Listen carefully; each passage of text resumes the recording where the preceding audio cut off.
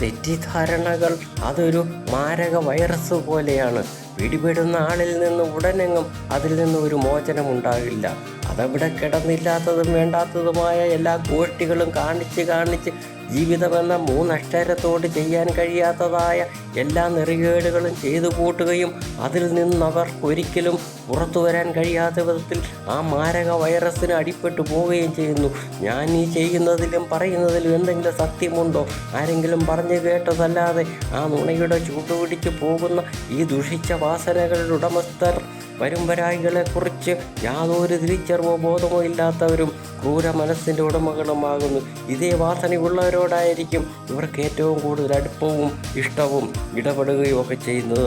നാലാളുകൾ കാണിക്കെ നല്ല ചമയുകയും യഥാർത്ഥ ഭീകര സ്വഭാവം അവിടെ മറച്ചു വയ്ക്കുകയും ചെയ്യുന്നു. നാം നല്ല മനുഷ്യരോടൊത്ത് എപ്പോഴും ഇടപെടുക, ആ സ്വഭാവം നമ്മിൽ പകർത്തുക.